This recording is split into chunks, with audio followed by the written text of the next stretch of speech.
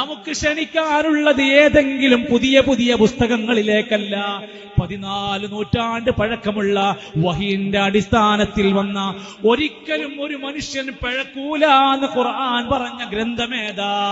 ഇന്ന ഹാദൽ ഖുർആൻ യഹ്ദീ ലില്ലതീ ഹിയ അഖ്വം.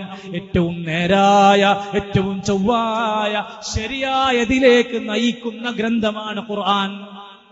ഖുർആൻ പഠിച്ചിട്ട്, ഖുർആൻ പകർത്തിയിട്ട് ഒരു മനുഷ്യനും പഴക്കൂല. അള്ളാന്റെ ഖുർആനാ പറയുന്നത്. ഖുർആനുണ്ടോ? ഖുർആന്റെ തഫാസീർ എനിക്ക് തിരിയോ?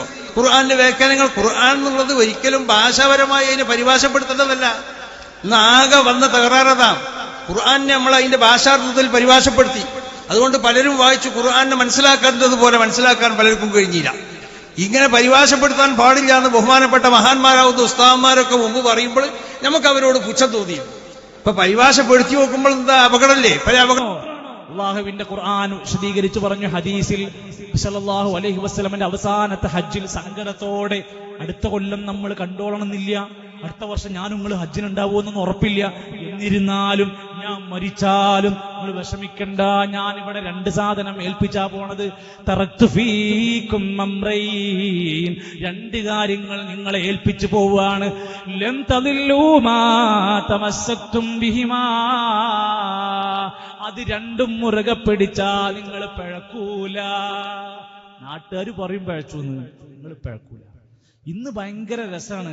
ഒരാൾ യഥാർത്ഥ ഇസ്ലാമിലുള്ളത് പഠിച്ച് പകർത്തി ജീവിക്കാൻ തുടങ്ങിയ നാട്ടുകാരൊക്കെ പാടെ ഓരോ നോക്കിയിട്ട് പറയും വഹാബി, പുത്തൻവാദി, കാണരുത്, നോക്കരുത്, ചിരിക്കരുത്, മരിച്ചാ പോകരുത്, സ്ഥലം കൊടുക്കരുത്, കേൾക്കരുത്. എന്താണ് അവസ്ഥ? നബി സല്ലല്ലാഹു അലൈഹി വസല്ലമയുടെ കാലഘട്ടത്തില് ഖുർആൻ കേൾക്കാൻ വേണ്ടിയിട്ട് ശത്രുക്കൾ, മുശ്രിക്കീങ്ങൾ വരാൻ തുടങ്ങി. അബൂബക്കർ സിദ്ദീഖ് റളിയല്ലാഹു അൻഹുവിന്റെ അടിപൊളി ഖിറാഅത്ത് ഇങ്ങനെ കേൾക്കാൻ തുടങ്ങി. അവസാനം മുശ്രിക്കീങ്ങൾ തന്നെ പറയാൻ തുടങ്ങി, എന്തല്ലേ ഖുർആൻ ഭയങ്കര സംഭവട്ടോ, എന്താ ഓത്ത് കേൾക്കണില്ലേ, എന്തൊരു രസാലെ ഇങ്ങനെ നാട്ടിൽ പറയാൻ തുടങ്ങി. ഉടൻ തന്നെ അബൂജാഹിൽ എഴുന്നേറ്റു, നേതാവ് സടകുടഞ്ഞെഴുന്നേറ്റു. എന്നിട്ടൊരു പ്രഖ്യാപനം, വഖാലല്ലദീന കഫറൂ, കാഫിരീങ്ങൾ പറഞ്ഞു, ലാ തസ്മഊ ലിഹാദൽ ഖുർആൻ, നിങ്ങൾ ഒരാളും ഖുർആൻ കേൾക്കാൻ പോകരുത്. ആർക്കാ പേടി? അബൂബക്കർ റളിയല്ലാഹുവിന് പേടില്ല, അബൂജഹലിന് പേടിണ്ടായിരുന്നു. നമ്മൾ ഏത് ടീമിലാ നോക്കിയാൽ മതി. അബൂബക്കർ റളിയല്ലാഹുവിന്റെ ഖുർആനോത്ത് പേടിച്ചത് ആരാണ്? അബൂജഹല്. എന്തേ പറഞ്ഞ്? കേൾക്കാൻ പോകരുത്. വൽഗൗഫി, നിങ്ങൾ അവിടെ ബഹളം വെക്കണം. ലഅല്ലക്കും തഗ്ലിബൂനെങ്കിൽ നിങ്ങൾക്ക് അതിജയിക്കാം. പ്രിയപ്പെട്ടവരെ, നേതാക്കന്മാരെ, മതരാഷ്ട്രീയ സാമുദായിക നേതാക്കന്മാരെ, കേൾക്കരുത് കേൾക്കരുതെന്ന് പറഞ്ഞിട്ട് കാര്യമില്ല. നിങ്ങളുടെ കയ്യിന്ന് ഇപ്പൊ കൈവിട്ടുപോയി, മൊബൈൽ ഫോണിൽ ഒരു ലിങ്ക് അങ്ങ് വന്നൊന്ന് കയ്യമർത്തിയാൽ അറിയാതെ കേട്ടുപോകാൻ തുടങ്ങി, സത്യം അവരുടെ ചെവിയിൽ കേൾക്കാൻ തുടങ്ങി. നിങ്ങൾ കേൾക്കരുതെന്ന് പറഞ്ഞിട്ട് നിയന്ത്രിക്കാൻ നിങ്ങൾക്ക് കഴിയില്ല. പടച്ചോൻ കൊറോണ എന്ന ഒരു അനുഗ്രഹം എന്ന് വേണമെങ്കിൽ പറയാം. പടച്ചറപ്പിന്റെ വല്ലാത്തൊരവസരമായി ഏത് വയസ്സായ ആളും ഏത് സാധാരണക്കാരനായ ആളും നിരന്തരമായി സോഷ്യൽ മീഡിയകൾ വഴി ആയിരക്കണക്കിന് മനുഷ്യരാണ്. സംഭവം നിങ്ങൾ പറയുന്നതാണ് ശരി, പക്ഷെ എനിക്കതിലൂടെ ജീവിക്കാൻ ചില പ്രയാസങ്ങളൊക്കെ ഉണ്ട്. ആയിക്കോട്ടെ, ഹക്ക് ഏതാണെന്നുള്ളത് ബോധ്യപ്പെടുത്തുക. സത്യം ഇതാണ്. നിങ്ങൾക്കത് പാലിക്കാൻ പറ്റുന്നുണ്ടോ? നിങ്ങൾക്ക് ആണുങ്ങളെ പോലെ ചങ്കൂറ്റത്തോടെ നാട്ടിൽ അത് പ്രഖ്യാപിക്കാൻ നിങ്ങൾക്ക് കഴിയുന്നുണ്ടോ? അത് നിങ്ങളുടെ ജീവിതത്തിന്റെ വിഷയമാണ്. വഖാല ഇന്നനീ മിനൽ മുസ്ലിമീൻ, ഞാൻ മുസ്ലിമീങ്ങളിൽ പെട്ടവനാണെന്ന് പ്രഖ്യാപിക്കുന്നതിനേക്കാൾ ഏറ്റവും വലിയ വാക്കേതാ ഉള്ളത്? സത്യസന്ദേശത്തിൽ ജീവിക്കാൻ സാധിക്കുക. അതിനാണ് അല്ലാഹു സുബ്ഹാനഹു വ തആല കാലാകാലങ്ങളായി വേദഗ്രന്ഥങ്ങളെ എല്ലാ ഉമ്മത്തിലേക്കും വേദഗ്രന്ഥങ്ങൾ ഇട്ടുകൊടുക്കുന്നു. ആ വേദഗ്രന്ഥങ്ങൾ പാലിച്ചു ജീവിക്കുന്ന ഒരാൾക്കും പിന്നെ സങ്കടപ്പെടാനില്ല, വിഷമിക്കാനില്ല. ആദം നബി അലൈഹിസ്സലാമിനെ സ്വർഗത്തിൽ നിന്ന് പുറത്താക്കി ദുനിയാവിലേക്ക് എന്താ ചെയ്യാ? അള്ളാന്റെ മറുപടി, എന്നിൽ നിന്ന് സന്മാർഗം വരും, അത് പിൻപറ്റി ജീവിച്ചാൽ മതി. അവിടുന്ന് ഇങ്ങനെ സന്ദേശം വഹി ഇങ്ങനെ വരും. അങ്ങനെ ഓരോ നബിമാരുടെയും ചരിത്രം പറഞ്ഞിട്ട് ഖുർആൻ പറഞ്ഞു, കുല്ലൻ ഹദൈനാ വനൂഹൻ ഹദൈനാ. അവർക്കൊക്കെ അല്ലാഹു സന്മാർഗം കൊടുത്തവരാണ്, അവരൊക്കെ ഹിദായത്തിലാണ്. അവസാനത്തെ പ്രവാചകനോട് പറഞ്ഞു, ഉലൈകല്ലദീന ഹദല്ലാഹ്, ആ പ്രവാചകന്മാരെല്ലാം സന്മാർഗം ലഭിച്ചവരാണ്. ഫബിഹുദാഹു മുഖ്തദി, നിങ്ങളും ആ സന്മാർഗം മുറുകെ പിടിക്കണേ. ഇതാണ് സ്രഷ്ടാവിന്റെ സന്ദേശം. നമുക്ക് സ്വർഗം കിട്ടാൻ വേണ്ടി പടച്ചവൻ തന്ന സ്രഷ്ടാവിന്റെ സമ്മാനമാണ്, ഗിഫ്റ്റാണ് ഈ ഹുദയാകുന്ന സന്മാർഗം. അതിന്റെ പേരാണ് ഖുർആൻ. ദാലികൽ കിതാബ് ലാ റൈബ ഫീഹി ഹുദൽ ലിൽ മുത്തഖീൻ. ഇത് ഹുദയാണ്, ലാ റൈബ ഫീഹി, സംശയം വേണ്ട. ഇത് സന്മാർഗികൾക്ക് വഴി കാണിക്കുന്ന ഗ്രന്ഥമാണ്. സഹോദരങ്ങളെ, വിശുദ്ധ ഖുർആനിലൂടെയാണ് ഉമർ ഖത്താബ് തങ്ങൾ ഇസ്ലാമിന്റെ തീരത്തേക്ക് വന്നത്. ഇത് കേട്ടു മനസ്സിലാക്കിയിട്ടാണ്. ഫുദൈൽ ഇബ്നു അയാദ് റഹിമഹുല്ലാ തിന്മയിൽ നിന്ന് മാറി നിന്നത് ഖുർആനിന്റെ വചനങ്ങളാണ്. സ്വഹാബത്തിന്റെ ഇടയിൽ മദ്യപാനമുണ്ടായിരുന്നു, വ്യഭിചാരമുണ്ടായിരുന്നു, പലിശയുണ്ടായിരുന്നു, കൊലകളുണ്ടായിരുന്നു. അവർ മാറ്റിയെടുത്തത് എന്തുകൊണ്ടാണ്? യത്ലു അലൈഹിം ആയാതി വയുസക്കീഹിം വയുഅല്ലിമുഹുൽ കിതാബ വൽ ഹിക്മ. ആയത്ത് ഓതി കൊടുക്കും, അതിലൂടെ സംസ്കരിക്കും, അതിലൂടെ നന്നാക്കും. അങ്ങനെ ജനങ്ങൾക്ക് നിരന്തരമായി ഉപദേശം കൊടുത്തു. ഈ ഉത്തരവാദിത്വമാണ് എല്ലാ കാലഘട്ടങ്ങളിലും നമ്മൾ ഓരോരുത്തരും പാലിച്ചുകൊണ്ട് ജീവിക്കേണ്ടതും. അതാണ് ഈ ഹുദയിലേക്കാണ് ഈ ഖുർആനിന് ഇങ്ങനെ ജനങ്ങളിലേക്ക് കൊടുക്കാൻ തുടങ്ങി, പറയാൻ തുടങ്ങി. നമ്മുടെ പണ്ഡിതന്മാർ വേദിയില്ല, മൈക്കല്ല, ക്യാമറ ഇല്ല, സോഷ്യൽ മീഡിയ ഇല്ല, ഫേസ്ബുക്ക് ഇല്ല. ഓരോ കവലകളിൽ കയറിച്ചെന്ന് ആളുകളുടെ മുമ്പിൽ ഇങ്ങനെ ചില ചെരുപ്പുകൾ കൊണ്ട് എറിയുമായിരുന്നു അത്രേ, കഴുത്തിൽ പടക്കം കൊണ്ടുവന്നിട്ട് കത്തിക്കുമായിരുന്നു അത്രേ. ഈ ശബ്ദം കേൾക്കാതിരിക്കാൻ അന്നത്തെ KM മൗലവിയെ പോലെ റഹിമഹുല്ലാ, സെയ്ദ് മൗലവി രണ്ടത്താണിയെ പോലെ പ്രസിദ്ധരായ നമ്മുടെ കേരള ചരിത്രത്തിലെ നവോത്ഥാന നായകന്മാരെ ഈ ശബ്ദം കേൾക്കാതിരിക്കാൻ ആട്ടി ഓടിക്കുമായിരുന്നു. ഇത് വായിച്ചു നോക്ക്, ഓർമ്മകളുടെ തീരത്ത് വായിച്ചു നോക്ക്. കേരളത്തിലാണ് കേൾക്കാതിരിക്കാൻ. എന്നിട്ട് പറഞ്ഞു, ഇവര് ഖുർആൻ ക്ലാസ് നടത്തുകയാണത്രേ, ഖുർആനിനെ ക്ലാസ്സിലാക്കുകയാണ് എന്ന് പറഞ്ഞ അന്ന് പരിശോധിച്ചു. ഖുർആനിന്റെ പരിഭാഷ ഇറങ്ങാൻ തുടങ്ങി. ഖുർആന്റെ പരിഭാഷ ഇറക്കിയപ്പോ ഫത്വ വന്നു, പരിഭാഷ ഇറക്കിയാൽ കാഫിറും മുർത്തദ്ദുമാകും. ഇന്നുകൊണ്ട് ഫത്വ മാറ്റിയിട്ടില്ല, വെട്ടിത്തിരുത്തിയിട്ടില്ല. അതേ പറഞ്ഞ ആളുകളെ കൊണ്ട് പടച്ച റബ്ബ് പരിഭാഷ എഴുതിപ്പിച്ചു. സൈനുദ്ദീൻ മഖ്ദൂമിന്റെ, പൊന്നാനി അബ്ദുറഹ്മാൻ മഖ്ദൂമി തങ്ങളുടെ പരിഭാഷയുണ്ട്, KV മുഹമ്മദ് മുസ്ലിയാർ കൂറ്റനാടിന്റെ പരിഭാഷയുണ്ട്, KVM പന്താവൂരിന്റെ പരിഭാഷ ഉണ്ട്. മതി, തിരുത്തിയാലും ഇല്ലെങ്കിലും ഇതൊക്കെ നിങ്ങൾ ചെയ്തു എന്ന് മാത്രമല്ല, ജനങ്ങളോട് പറഞ്ഞു, ജനങ്ങളെ, ഈ ഖുർആൻ എന്ന് പറഞ്ഞാൽ ഒരു കടലാണ്, സമുദ്രമാണ്. നീന്താൻ അറിയാത്തവൻ ഇത് പഠിക്കാൻ തുടങ്ങിയാൽ മുങ്ങിക്കുളിക്കും, നശിക്കൂട്ടോ. സാധാരണക്കാർ ഇത് പഠിക്കാൻ പോകരുത്. അതൊക്കെ വിവരമുള്ള ആലിമീങ്ങൾ ചെയ്താൽ മതി. നിങ്ങൾ വേണമെങ്കിൽ അൽ-ഫാത്തിഹ പഠിച്ചാൽ മതി, അതും അർത്ഥം പഠിക്കരുത്. ഇവിടെ കാരണന്മാരൊക്കെ ഉണ്ട്, ഇവർക്കൊക്കെ കേട്ട് നല്ല പരിചയം ഉണ്ടാവും. ഫാത്തിഹ പഠിച്ചാ മതി, അർത്ഥം പഠിക്കരുത്. ആ അർത്ഥം പഠിച്ച നേരെ ചങ്ക് തറക്കണ ചോദ്യം ചോദിക്കുക. ഫാത്തിഹന്റെ അർത്ഥം പഠിച്ച എന്താ ചോദിക്കുക? ഇയ്യാക നഅ്ബുദു വ ഇയ്യാക നസ്തഈൻ. ഇത് വെച്ചുകൊണ്ട് പഠിതാവ് ചോദിക്കും, അല്ല ഉസ്താദേ, നിന്നെ മാത്രം ആരാധിക്കും, നിന്നോട് മാത്രം ഞങ്ങൾ സഹായം തേടുന്നു പ്രഖ്യാപിച്ച നമുക്ക് എങ്ങനെയാണ് ബദരീങ്ങളെ രക്ഷിക്കണേ, ഇഫായി ശൈഖേ രക്ഷിക്കണേ എന്ന് ഒരു മനുഷ്യനെ വിളിച്ച്, മറവ് ചെയ്യപ്പെട്ട മരണപ്പെട്ട ഒരാളെ വിളിച്ച് എങ്ങനെയാ സഹായം ചോദിക്കാൻ പറ്റുക? ചോദ്യങ്ങൾ വരാൻ തുടങ്ങും. അതുകൊണ്ട് എന്താ പണി? ആരും പഠിക്കരുത്. പിന്നെ ജനങ്ങൾക്ക് വല്ലാത്തൊരു വിഷമമുണ്ടായിരുന്നു. അല്ല, ഇതൊന്നുമില്ലാതെ ഇപ്പൊ എങ്ങനെ നമ്മുടെ കാര്യങ്ങൾ നടക്കുക? മക്കളെ കിട്ടണ്ടേ, കുടുംബത്തിന് ആഗ്രഹങ്ങൾ നടക്കണ്ടേ, നല്ല നല്ല പുണ്യകാര്യങ്ങൾ വേണ്ടേ, രോഗങ്ങൾ മാറണ്ടേ? അതിന് പരിഹാരമുണ്ട്. നിങ്ങളുടെ കയ്യിലേക്ക് ഇതാ പുതിയ സാധനം കൊടുത്തു. അതേതാ? പക്ഷിപ്പാട്ട്, കിളിപ്പാട്ട്, മാലപ്പാട്ട്, കുറത്തിപ്പാട്ട്, അങ്ങനെ വെറൈറ്റി സാധനങ്ങൾ ഇട്ടു കൊടുത്തു. ഇവരെന്താ പറഞ്ഞ്? മൊഴിയൊന്നും കളയാതെ പിളയാതെ ചൊന്നോർക്ക് മണിമാടം സ്വർഗത്തിൽ ന്യായം കൊടുക്കുമേ. ഇത് തെറ്റുകൂടാതെ മഖ്റജ് ശരിയാക്കി, തജ്വീദ് ശരിയാക്കി മുഹിയുദ്ദീൻ മാല പാടിയാൽ സ്വർഗത്തിൽ ഒരു മാളിക കിട്ടുന്നതാണ്. ഇനി ആർക്ക് വേണം ഖുർആന്? ഖുർആന് മൊത്തം ഓതിയ സ്വർഗത്തിൽ മാളിക തരാന്ന് അല്ലാഹ് പറഞ്ഞിട്ടില്ല. മുഹിയുദ്ദീൻ മാല തെറ്റുകൂടാതെ ഓതിയ മാളിക തരാനാ പറഞ്ഞിരിക്കുന്നത്. അതുകൊണ്ട് ജനങ്ങൾ ആ ഖുർആനെ പതുക്കെ മാറ്റിവെച്ചു. മാലയിൽ എന്താ പറഞ്ഞത്? ബല്ലേ നീലത്തീന്നും എന്നെ വിളിപ്പോർക്ക് വായ്പോടാ ഉത്തീരം നൽകൂ ഞാൻ എന്നോവർ. അല്ല പറഞ്ഞത് നിങ്ങൾ എന്നോട് പ്രാർത്ഥിച്ചാൽ ഉദ്ഊനി അസ്തജിബ് ലക്കും, ഞാൻ നിങ്ങളുടെ പ്രാർത്ഥനയ്ക്ക് ഉത്തരം നൽകാമെന്നാണ്. എന്നാൽ മുഹിയുദ്ദീൻ ഷെയ്ഖിന്റെ പേരിൽ കളവ് കെട്ടിച്ചമച്ചവര് പറഞ്ഞു വായ കൂടുന്നതിന്റെ മുമ്പ് ഉത്തരം നൽകും മുഹിയുദ്ദീൻ ഷെയ്ഖിനെ വിളിച്ചാൽ. അപ്പൊ അതാ സ്പീഡ് കൂടുക. മുഹിയുദ്ദീൻ ഷെയ്ഖിനെ വിളിച്ച് പ്രാർത്ഥിച്ച എന്നിട്ട് മനസ്സിലാവാത്ത സാധാരണക്കാരോട് പറഞ്ഞു നിങ്ങൾ യാത്ര പോകാന്ന് വിചാരിച്ചോളി. KSRTC ബസ്സിൽ പോയാൽ അങ്ങനെ ഉണ്ടാവും, ബെൻസ് കാറിൽ പോയാൽ അങ്ങനെ ഉണ്ടാവും. എന്നിട്ട് വ്യക്തമായി പറഞ്ഞു കൊടുത്തു നിങ്ങൾ അള്ളാഹിനോട് മാത്രം പ്രാർത്ഥിച്ചാല് KSRTCയിൽ പോയ മാതിരി ഉണ്ടാവും. നിങ്ങൾ ഔലിയാക്കന്മാരോട് മഹാമാരോടൊക്കെ പ്രാർത്ഥിച്ചാല് ബെൻസിൽ പോയ മാതിരിക്കും, അതങ്ങോട്ട് പറപ്പിച്ചെത്തും. ഇതൊക്കെ പറഞ്ഞു കൊടുത്തില്ലേ? ഇതൊക്കെ മലയാളത്തിലല്ലേ പറഞ്ഞത്? ഈ നാട്ടില് എത്രയെത്ര മനുഷ്യന്മാരുണ്ട്. അല്ല ഉസ്താദേ, അതെങ്ങനെ ശരിയാവുന്നതെന്ന് ഒരു മനുഷ്യൻ ചോദിക്കണ്ടോ? ലോകം നിയന്ത്രിക്കുന്നത് ഒരു മനുഷ്യനാന്ന് പറഞ്ഞിട്ട് ഈ അങ്ങാടിയിലെ എത്രയെത്ര മനുഷ്യന്മാരുടെ പള്ളി പോണുണ്ട്. അല്ല, അത് ശരിയാണോ? തബാറകല്ലദീ ബിയദിഹിൽ മുൽക് വഹുവ അലാ കുല്ലി ഷൈഇൻ ഖദീർ. എല്ലാം അല്ലാഹുവിന്റെ നിയന്ത്രണത്തിലാണ് ഖുർആൻ ഓതുക. എന്നിട്ട് അപ്പുറത്തിറങ്ങിയിട്ട് വേറെ പറയാ എന്താ മിണ്ടാത്തത്, ആരെയാ പേടിക്കുന്നത്? വലാ തഖാഫൂന ലൗമത ലായിമിൻ. മനുഷ്യരെ അന്തസ്സുള്ള ജീവിതമാണ്.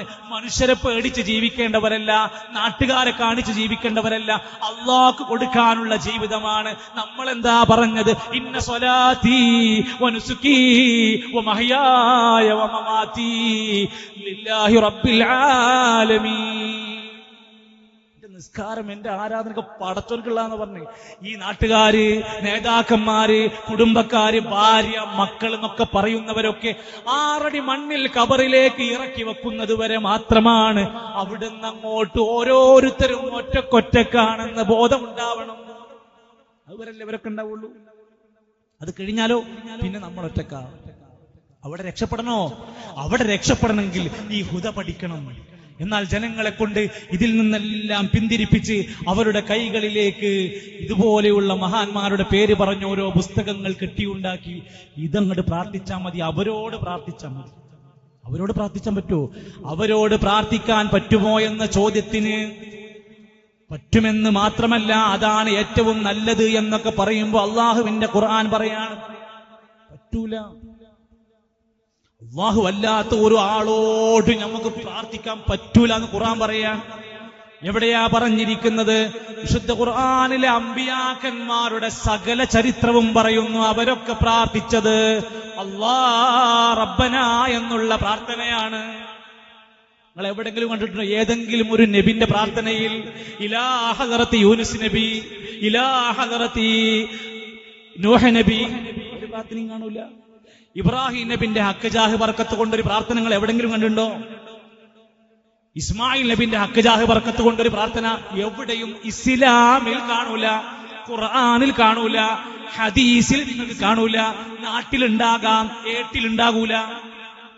അതിങ്ങനെ നാട്ടിൽ വന്ന് നാട്ടിൽ അങ്ങനെ വന്നുപോയി. ഏട്ടിലത് വഹിയാണ്, അതവിടെ ഉണ്ടാകും. ഇന്നാ നഹ്നു നസ്സൽന ദിക്റ വ ഇന്നാ ലഹു ലഹാഫിദൂൻ. അല്ലാഹ് സംരക്ഷിക്കും. അത് ഖിയാമത്ത് നാൾ വരെ അതവിടെ ഇങ്ങനെ ഉണ്ടായിക്കൊണ്ടിരിക്കും. അമ്പിയാക്കന്മാര് മുഴുവൻ പ്രാർത്ഥിച്ചത് റബ്ബന എന്നാണ്, അല്ലാഹുമ്മ എന്നാണ്. അയ്യൂബ് നബിന്റെ പ്രാർത്ഥന നോക്ക്, രോഗം ബാധിച്ചപ്പോ. യൂനുസ് നബിന്റെ പ്രാർത്ഥന നോക്ക്, യാക്കൂബ് നബിന്റെ പ്രാർത്ഥന നോക്ക്. ഞാൻ വിശദീകരിക്കുന്നില്ല. എല്ലാ അമ്പിയാക്കന്മാരുടെയും പ്രാർത്ഥന അള്ളാഹുവിനോടായിരുന്നു. 2, അള്ളാഹു അല്ലാതെ വേറെ ഏതൊരാളോട് പ്രാർത്ഥിച്ചാലും അവരൊക്കെ അടിമകളാണ്. ഈസാ നബിയെ രക്ഷിക്കണേ എന്ന് ഇവിടുത്തെ ഏതെങ്കിലും മതക്കാര് പ്രാർത്ഥിച്ചാൽ ഈസാ നബി അള്ളാന്റെ അടിമയാണ്, പറ്റൂല. ഇബ്രാഹിം നബിയെ എന്ന് വിളിച്ചു പ്രാർത്ഥിച്ചാൽ ഇബ്രാഹിം നബി അടിമയാണ്. ഉസൈർ നബിയെ എന്ന് പ്രാർത്ഥിക്കുന്ന യഹൂദികളുണ്ടെങ്കിൽ ഉസൈർ നബി അള്ളാന്റെ അടിമയാണ്. മുഹമ്മദ് നബിയെ രക്ഷിക്കണേ എന്ന് പ്രാർത്ഥിക്കുന്നവൻ പോലും മനസ്സിലാക്കണം, മുഹമ്മദ് നബി സല്ലല്ലാഹു അലൈഹി വസല്ലം അള്ളാഹുവിന്റെ അടിമയാണ്, റസൂലാണ്. ശരി, അടിമകളോട് എങ്ങനെയാണ് മറ്റൊരടിമക്ക് പ്രാർത്ഥിക്കുക? ഇന്നല്ലദീന തദ്ഊന മിൻ ദൂനില്ലാഹ്, അല്ലാഹുവിനെ പുറമെ നിങ്ങൾ ആരെ വിളിച്ച് പ്രാർത്ഥിച്ചാലും ഇബാദുൻ അംസാലുക്കും, നിങ്ങളെപ്പോലെ ഉറക്കമുള്ള മയക്കമുള്ള എല്ലാം ബാധിക്കുന്ന അടിമകളാണ് അവരും. എന്തിനവരോട് പ്രാർത്ഥിക്കണം?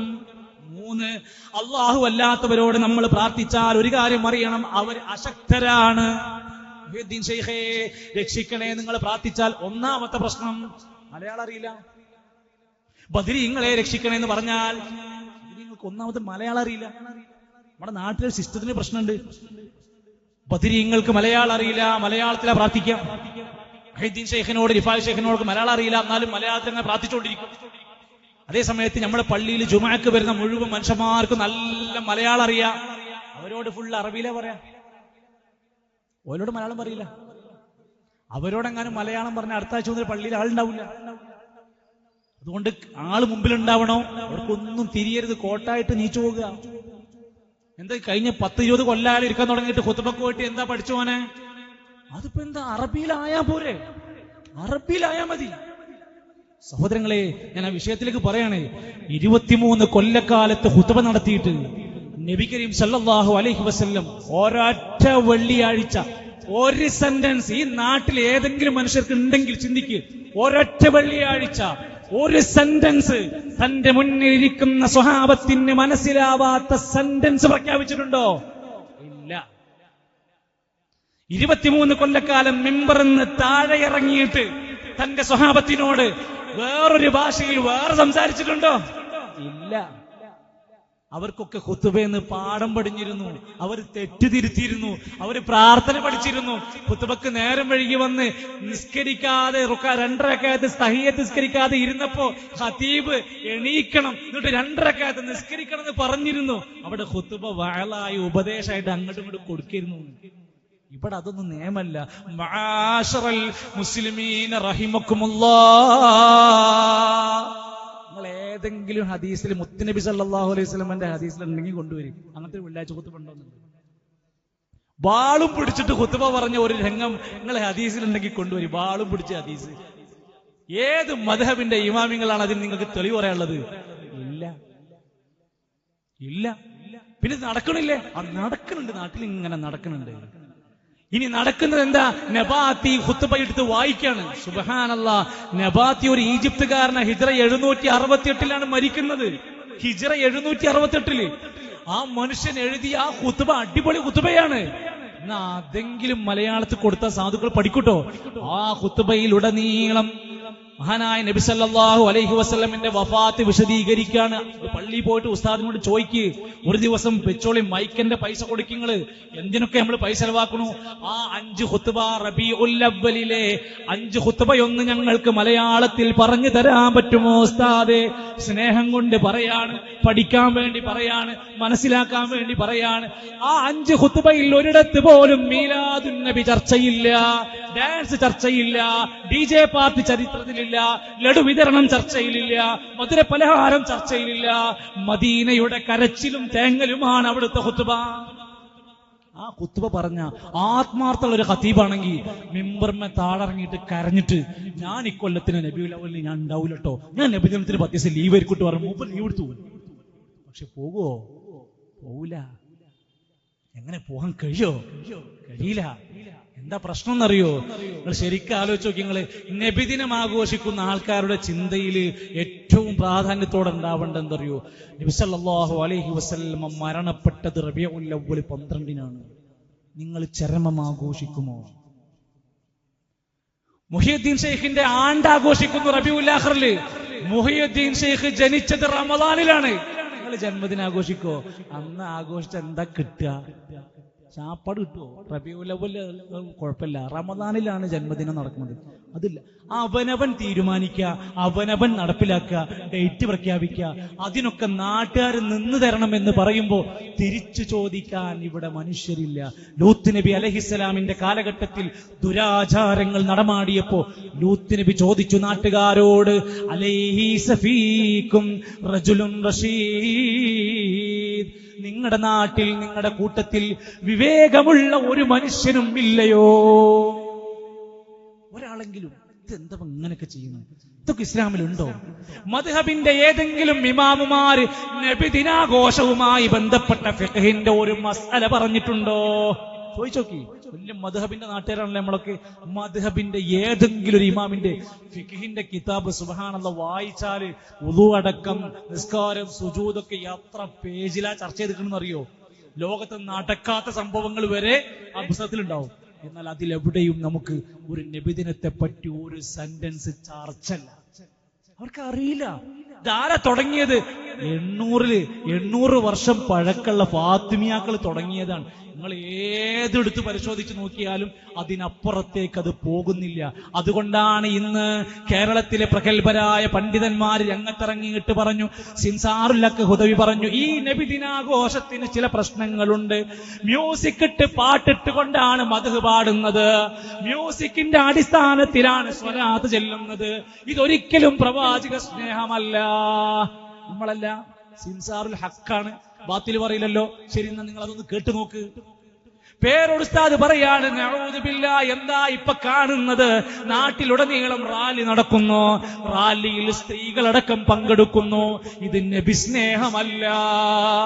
ശരി, ഒക്കെ നമ്മൾ എത്ര കൊല്ലായി പറയുന്നു. കാഞ്ഞാറ് ബാക്കവി, കബീർ ബാക്കവിന്റെ പ്രഭാഷണം ഉണ്ടാവുമല്ലോ, ഇവിടെയൊക്കെ പലപ്പോഴും ഉണ്ടായിട്ടുണ്ടാവും. കബീർ ബാക്കവി സടകുടഞ്ഞെഴുന്നേറ്റ് പറഞ്ഞു, DJ പാർട്ടി അടക്കമുള്ള പേക്കൂത്തുകൾ, ഓസ്ഫോസ് അടക്കമുള്ള സംഘടനകൾ, പൂർവ്വ വിദ്യാർത്ഥികൾ രംഗത്തിറങ്ങിയിട്ട് നടത്തുന്ന ഈ പ്രവാചക സ്നേഹം നിയന്ത്രിക്കേണ്ടതാണ്. നിങ്ങൾക്ക് നിയന്ത്രിക്കാൻ കിട്ടൂല. നിങ്ങൾ ദീനല്ലാത്തോണ്ട് ആരാ പറയാ, ആരാ അനുസരിക്കുക? എന്തെങ്കിലും ചെയ്താൽ പൂർവ്വ വിദ്യാർത്ഥികൾ പറയും, ഉസ്താദ് നബി സ്നേഹം. എന്നാ കുഴപ്പമില്ല. എന്ത് ചെയ്താലും എതിർക്കാൻ കഴിയാത്ത അവസ്ഥ വന്നു. എന്തൊക്കെയാ നടന്നു? അറേബ്യൻ ഡാൻസ്, കവാലി, തുള്ളിച്ചാട്ടങ്ങൾ, എന്തൊക്കെയാ ഓരോ നാട്ടിൽ നടന്നുകൊണ്ടിരിക്കുന്നത്. ഞാനിതൊന്നും പറയില്ല. അല്ലാഹു അല്ലാത്തവരോട് പ്രാർത്ഥിക്കാൻ ഒരു തെളിവും നമുക്ക് കണ്ടെത്താൻ സാധ്യമല്ല. എന്ന് മാത്രമല്ല, പ്രാർത്ഥിക്കാൻ വേണ്ടിയിട്ട് ആഹ്വാനം ചെയ്യുകയാണ് ഖുതുബിയ്യത്തിലൂടെ. കുളിച്ച് ശുദ്ധിയായി വൃത്തിയായി ഭക്തി പുരസ്സരം താഴ്മയോടുകൂടെ നിങ്ങൾ ലൈറ്റ് ഓഫ് ആക്കിയിട്ട് വിളിക്കണം. ആരെ? അല്ലാഹ്, ഗഫൂറേ എന്നല്ല, വദൂദേ എന്നല്ല, യാ ശൈഖ് മുഹയ്യിദ്ദീൻ അബ്ദുൽ ഖാദിർ ജിലാനി ഹാദിറു ഹാദിറു ഇമ്മജ്ലിസിൽ ഹാദിറു. അടക്കം നടക്കണ്ടാവുമല്ലോ, എല്ലാ നാട്ടിലും ഉണ്ടാവുമല്ലോ അങ്ങനെ.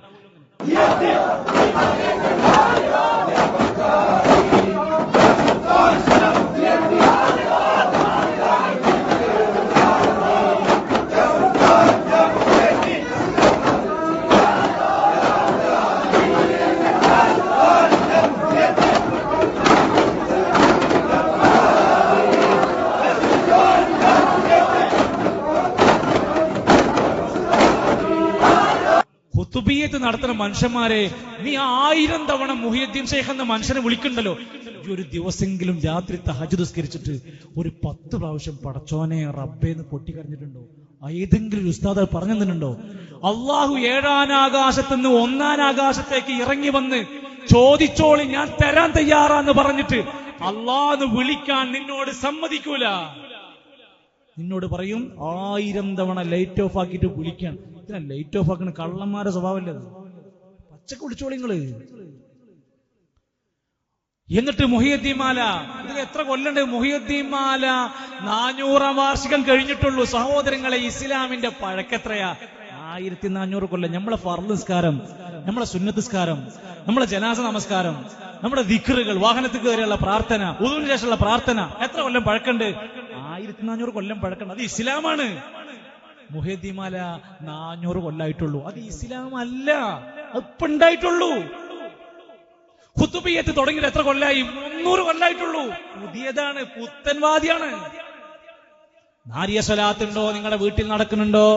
നാരിയ സ്വലാത്ത് മൊറോക്കക്കാരൻ ഇബ്രാഹിം മുന്നാസ് ഉണ്ടാക്കിയതാണ്. 700 കൊല്ലം പഴക്കായിട്ടുള്ളൂ. 1400 ഇല്ല. മജ്ലിസുന്നൂറും മഹദറത്തുൽ ബദരിയും നാട്ടിൽ നടക്കുന്നുണ്ടോ? അതൊക്കെ 10ഉം 20ഉം കൊല്ലായിട്ടുള്ളൂ. മഹദറത്തുൽ ബദരിയെ മജ്ലിസുന്നൂറിനെ തോൽപ്പിക്കാണ്ടാക്കിയതാണ്. അതൊക്കെ നാട്ടുകാർക്ക് എല്ലാവർക്കും അറിയാവുന്ന കാര്യമാണ്. അതങ്ങോട്ട് വന്ന് ഇരുന്നാൽ ക്യാൻസർ മാറും, കടം മാറും, ദാരിദ്ര്യം മാറും. വെറും ദുനിയാവ് മാറ്റിലുള്ളൂ.